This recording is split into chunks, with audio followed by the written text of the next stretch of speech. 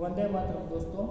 हमने हमारे अगले वीडियो लेक्चर में हमारा चैप्टर नंबर 3 अंतरिक्ष परी सुनीता विलियम्स, जिसके बारे में हमने अध्ययन किया था, यानी कि ये जो पूरा का पूरा पाठ जो सुनीता विलियम्स की जीवनी थी उसके बारे में पार्ट 1 और 2 जिसमें हमने संपूर्ण अध्ययन कर लिया था। तो अब दोस्तों आज के वीडियो लेक्चर में जो ये प्रस्तुत पाठ है जिसका अभ्यास और स्वाध्याय के कुछ प्रश्न यहाँ पर हमारी किताब में जो दिए गए हैं, जिस प्रश्नों की चर्चा दोस्तों हम यहाँ पर आपके सामने मौलिक चर्चा करेंगे और साथ ही इस वीडियो लेक्चर के साथ आपको पीडीएफ फाइल के रूप में जो प्रश्नोत्तर के रूप में स्टडी मटेरियल्स आपको भेजा जाएगा, जिसमें से आपको अभ्यास और स्वाध्याय के जो सभी प्रश्न हैं उन सभी प्रश्नों के उत्तर आपको अपनी बुक में सुंदर अक्षर से आपको लिखना है, ठीक है। तो यहाँ पर दोस्तों आपकी किताब में पेज नंबर 20 के ऊपर जो प्रश्न दिए गए हैं उन प्रश्नों की हम यहाँ पर चर्चा करें तो अभ्यास में प्रश्न नंबर 1 है, जिसका सूचना हमें इसी प्रकार से दी गई है कि प्रश्नों के मौखिक उत्तर दीजिए। तो जिसमें प्रश्न नंबर 1 यानी कि पहला प्रश्न है कि भाई सुनीता को पूरे विश्व की बेटी क्यों कहा गया है। जैसे कि हमने पाठ में पढ़ा था उसी प्रकार हम इस प्रश्न का उत्तर देना चाहें तो कि भाई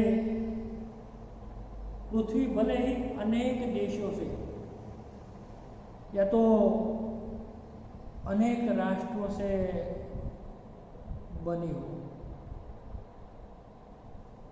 या तो पृथ्वी भले ही अनेक देशों में बटे हो, फिर भी अंतरिक्ष सारे विश्व का एक ही है। कि भाई ये जो अंतरिक्ष है ये पूरी दुनिया का, पूरा विश्व का एक ही है और इसीलिए अंतरिक्ष यात्री सुनीता को पूरे विश्व की बेटी कहा जाता है। मित्रों एकदम सरल प्रश्न है, એટલા માટે સુનીતા વિલિયમ્સને આખા વિશ્વની દીકરી અથવા તો આખા વિશ્વની બેટી તરીકે ઓળખવામાં આવે છે।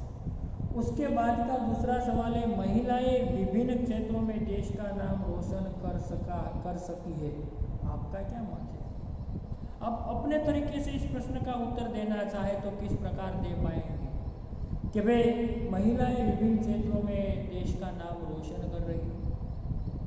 तो इस प्रश्न के उत्तर के बारे में हमें बताना है कि भाई आज आधुनिक युग में बुद्धि, प्रतिभा और योग्यता पर केवल पुरुषों का ही अधिकार नहीं है दोस्तों, क्योंकि आज महिलाएं भी प्रत्येक क्षेत्र में, भिन्न भिन्न क्षेत्रों में अपना नाम आज उजागर कर सकती है। आज वे ऊंचे के ऊंचे पद पर आसीन है, विराजमान है। इस समय श्रीमती इंदिरा गांधी भारत के प्रधानमंत्री बन चुकी है, जो एक महिला थी। साथ साथ भारत के ये श्रीमती प्रतिभा पाटिल दोस्तों हमारे देश के सर्वोच्च पद यानी कि राष्ट्रपति के पद पर भी आसीन या तो आरूढ़ रह चुकी है। इसके साथ साथ संगीत के क्षेत्र में दोस्तों लता मंगेशकर का नाम गौरव के साथ ले सकते हैं और उसके साथ साथ उसकी बहन आशा भोसले के जो गीत संगीत सारे विश्व में आज प्रसिद्ध है। और मेरा मत है कि पुरुषों की तरह महिलाएं भी आज प्रत्येक क्षेत्र में भारत का नाम पोषण कर रही है। तो इस प्रकार के सभी उदाहरण देकर आप, इसके अलावा आप भी अपने मत से कई उदाहरण देकर इस प्रश्न का उत्तर दोस्तों दे सकते हैं। उसके बाद का सवाल है, कड़ी मेहनत, दृढ़ निश्चय और प्रतिभा के बल पर व्यक्ति अपनी मंजिल पा सकता है, चर्चा कीजिए। दोस्तों, कठोर मेहनत, સખત મહેનત અથવા તો દ્રઢ નિશ્ચયથી આજે व्यक्ति से પોતાની प्रतिभाના बल पर अपनी मंजिल पा सकता है। तो इसके लिए हम दोस्तों कई सारे उदाहरण दे सकते हैं। मनुष्य में जो कड़ी मेहनत करने की शक्ति हो और अपने लक्ष्य को प्राप्त करने की या तो अपने ध्येय तक पहुंचने का उनका दृढ़ इरादा हो, दृढ़ निश्चय हो और साथ साथ उनकी प्रतिभा, उनमें शक्ति, सामर्थ्य, ये सब होने पर अपने महत्वाकांक्षी, जो अपने देखे हुए, अपने मन में निश्चय किए हुए मंजिल तक, ध्येय तक, वह आसानी के साथ पहुंच सकता है। तो उसके लिए मेहनत जरूरी है, कड़ी मेहनत जरूरी है। साथ साथ अपने मन में अपने लक्ष्य को, अपने ध्येय को प्राप्त करने का एक मजबूत इरादा भी होना चाहिए और लगन के साथ उस ध्येय के प्रति जो मनुष्य व्यक्ति लगा रहता है तो अवश्य ही अपने जीवन में किसी न किसी प्रकार से मजबूत लक्ष्य को या तो महत्वपूर्ण ध्येय को वह प्राप्त कर सकता है। तो उसी प्रकार से आप भी अपने मत से, अपने विचार से ऐसे प्रश्न का उत्तर बता सकते हैं। उसके बाद का चौथा सवाल है, आप बड़े होकर क्या बनना चाहते हैं, क्यों? दोस्तों, आपके लिए ये प्रश्न होमवर्क में आपको 8-10 वाक्य में इस प्रश्न का उत्तर लिखना है। जो प्रश्न है ये हमारे लिए होमवर्क होगा। आप बड़े होकर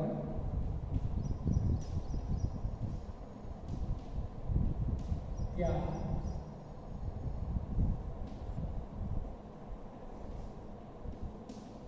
बनना चाहते हैं और क्यों? उसके बारे में आपको इस प्रश्न को होमवर्क में लिखकर 8-10 वाक्य में आप अपने विचार को, आपको मुक्त तरीके से आपको अपने विचार को लिखकर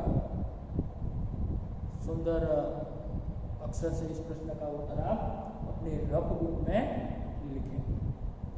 उसके बाद दोस्तों स्वाध्याय, जो हमारा स्वाध्याय है, स्वाध्याय के अंदर जो प्रश्न नंबर कुछ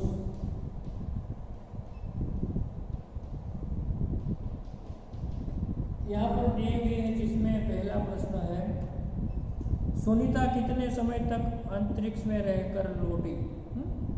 कि भाई सुनीता कितने समय तक या तो कितने समय पर रहकर ये अंतरिक्ष में ये फिर वापस लौटी? तो इसके बारे में आप पाठ के आधार पर कि भाई इस प्रश्न का उत्तर आप बता सकते हैं, जिसमें सुनीता के बारे में कितने समय तक जो अंतरिक्ष में रहती है।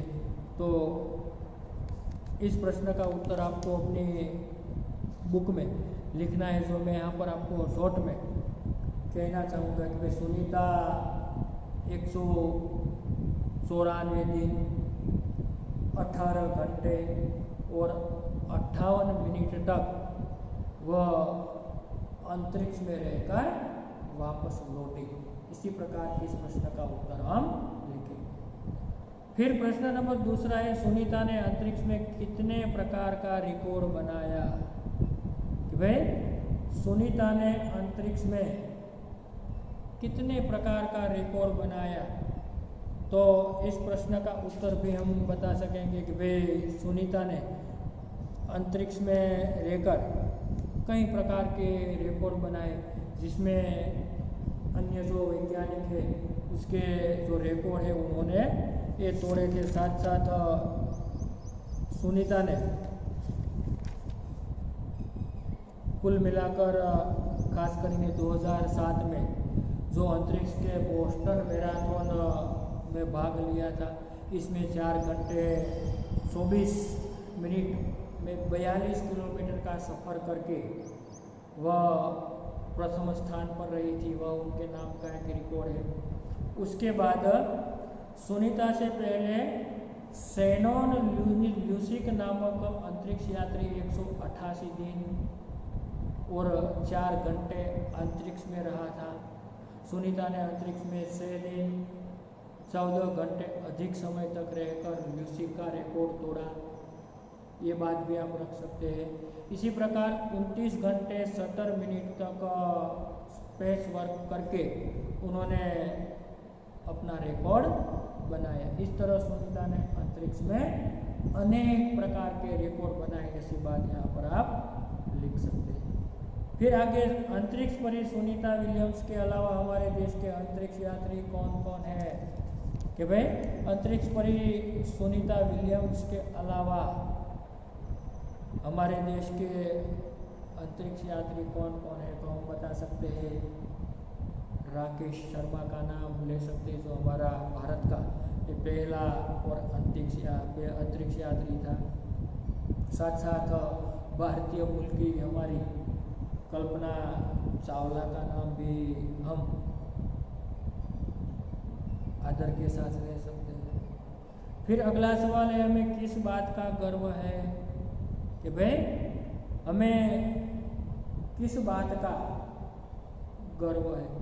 तो दोस्तों इस प्रश्न के उत्तर के बारे में हमें बताना है कि भाई हमारे भारतीय मूल के यानी कि सुनीता विलियम्स भले ही अमेरिका में नासा की संस्था से उन्होंने अंतरिक्ष यात्रा की, फिर भी उनका मूल हमारे भारत और इसके अलावा हमारे गुजरात के साथ जुड़ा हुआ है, क्योंकि सुनीता विलियम्स के पिता दीपक भाई पंड्या जो मूल गुजरात के मेहसाना जिला के जुलासन नामक गांव में जन्मे हुए थे, और इसी वजह से सुनीता भारत के साथ साथ हमारी गुजरात की भी बेटी है। इसलिए हमें अपने इस अंतरिक्ष यात्री सुनीता विलियम्स पर हमारे लिए गुजरातियों के लिए सबसे बड़ी गर्व की बात हो सकती है।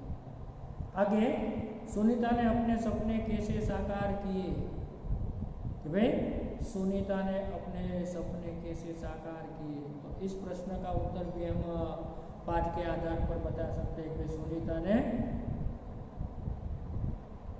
विश्व के प्रथम अंतरिक्ष यात्री जो नील आर्मस्ट्रॉन्ग को धरती पर उतरते हुए देखे थे, तो उसी से उन्होंने भी अपना मन बनाया अंतरिक्ष में जाने से।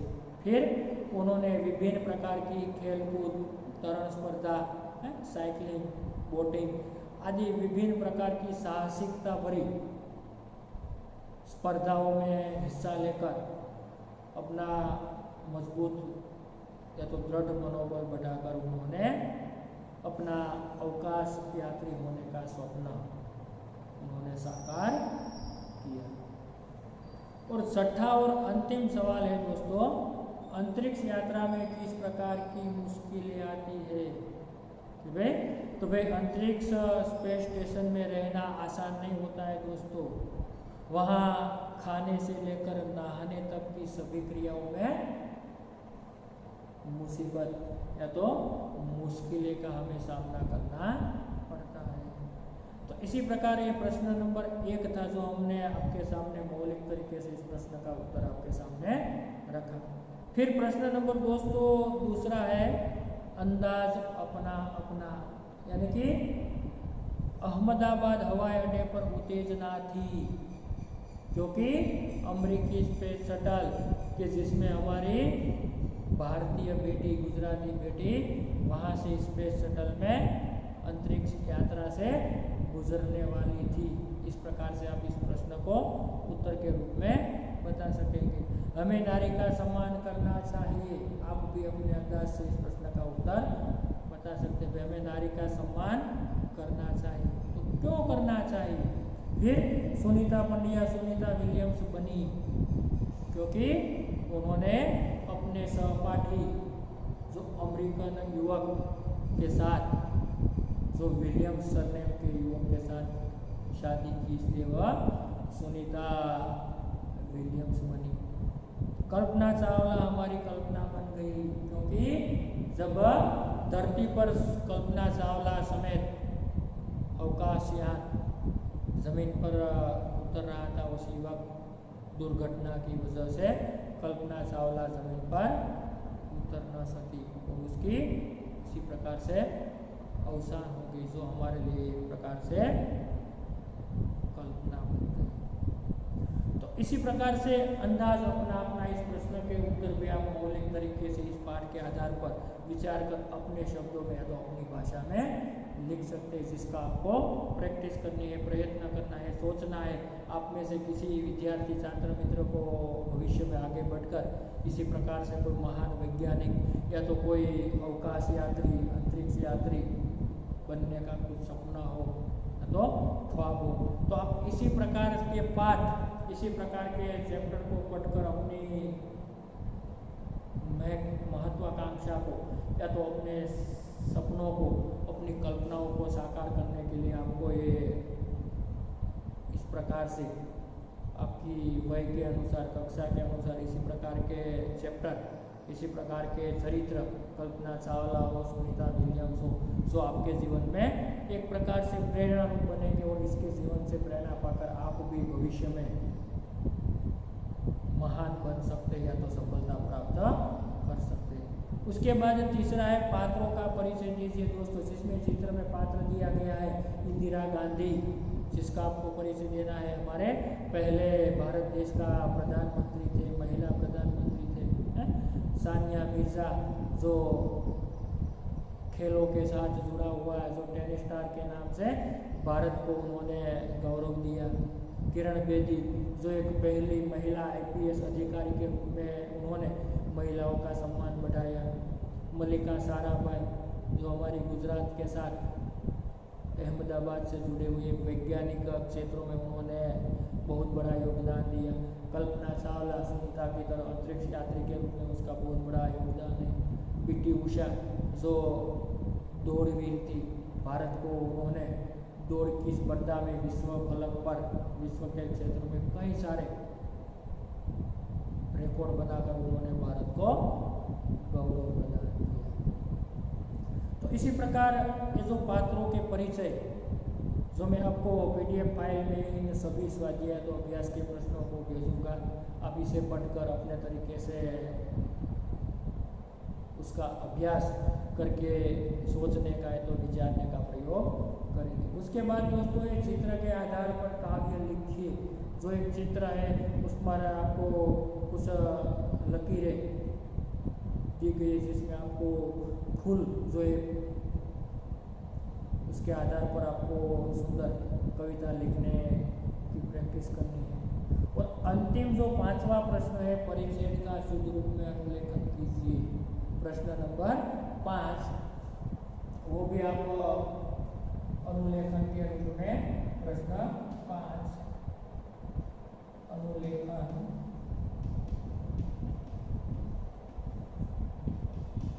कीजिए, यानी कि आपको होमवर्क में इन 2 प्रकार के प्रश्नों